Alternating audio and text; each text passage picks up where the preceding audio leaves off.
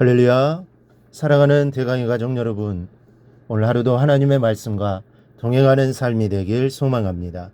오늘 함께 나눌 하나님의 말씀은 열왕기상 4장 20절에서 25절 말씀입니다. 유다와 이스라엘의 인구가 바닷가에 모래같이 많게 되매 먹고 마시고 즐거워하였으며 솔로몬이 그 강에서부터 블레셋 사람의 땅에 이르기까지와 애굽 지경에 미치기까지의 모든 나라를 다스림으로 솔로몬이 사는 동안에 그 나라들이 조공을 바쳐 섬겼더라.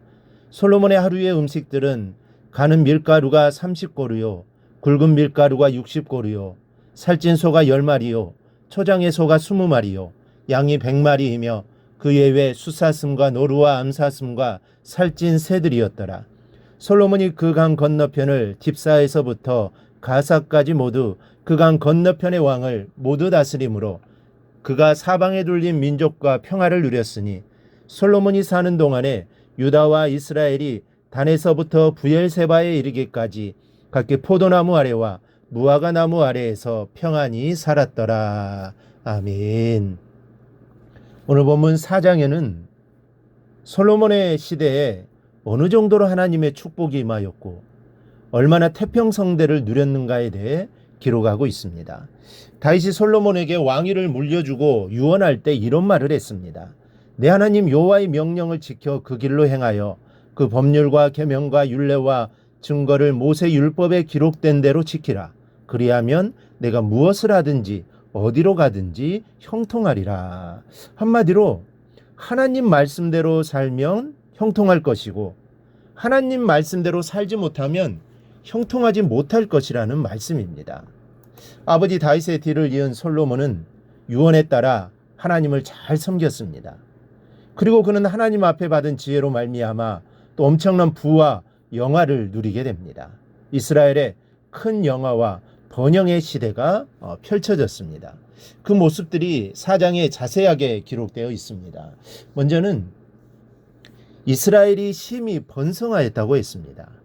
20절에 유다와 이스라엘의 인구가 바닷가에 모래같이 많게 되매 먹고 마시며 즐거워하였으며 이스라엘이 바닷가에 모래같이 번성할 것이다. 이 말씀을 들으면 누가 떠오르십니까? 바로 아브라함입니다. 이 말씀은 하나님께서 아브라함에게 약속하신 말씀입니다. 그런데 1000년이 지난 솔로몬의 시대에 와서 이제 완전히 이루어지게 되었습니다. 하나님의 약속은 반드시 이루어집니다. 하지만 인내가 필요합니다. 히브리서 10장 36절에는 너희에게 인내가 필요함은 너희가 하나님의 뜻을 행한 후에 약속하신 것을 받기 위함이라 말씀하고 계십니다. 하나님의 응답이 수일 내에 이루어지기도 하지만 때론 1000년이라는 세월이 지나서 자손대에 이루어지는 응답도 있다는 것을 잊지 마시기 바랍니다. 그러므로 우리는 기도하고 낙심하거나 좌절하지 말아야 합니다. 하나님은 반드시 응답하십니다. 그때를 기다리며 인내하며 기도할 수 있기를 바랍니다. 둘째로 솔로몬 시대에 평화가 이루어졌습니다. 24절에 그가 사방에 둘린 민족과 평화를 누렸으니 라고 합니다. 이웃 국가와의 외교 관계가 매우 평화로웠다는 것입니다. 그러나 외국과 이스라엘이 동등한 위치에서 평화를 타협한 것이 아닙니다.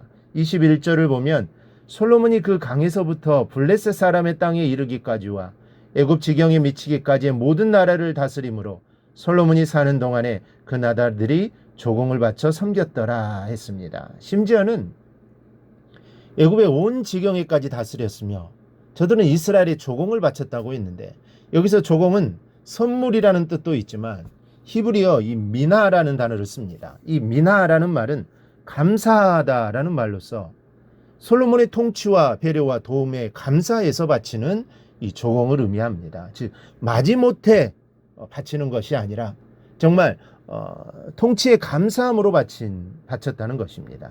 이 말은 솔로몬이 이웃의 국가들을 억압했던 것이 아니라 다스리되 덕과 사랑으로 다스렸으며 저들을 많이 도와주었기에 외국의 국가들은 진심으로 솔로몬에게 감사의 예물을 바쳤던 것입니다.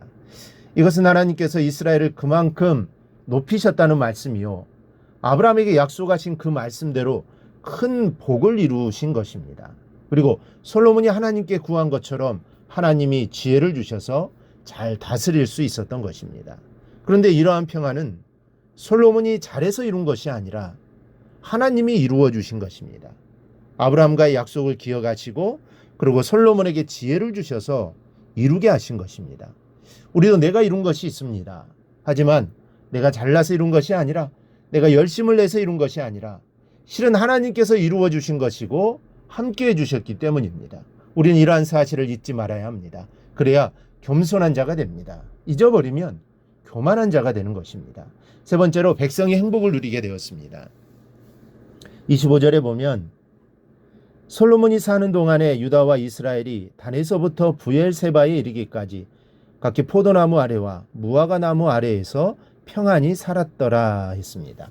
이 단과 부엘세바는 이스라엘 국경의 끝과 끝을 가리킵니다. 온 나라가 평안했다는 의미입니다. 그리고 포도나무와 무화과 나무 아래서 평안히 살았다고 표현한 것은 이유가 있습니다.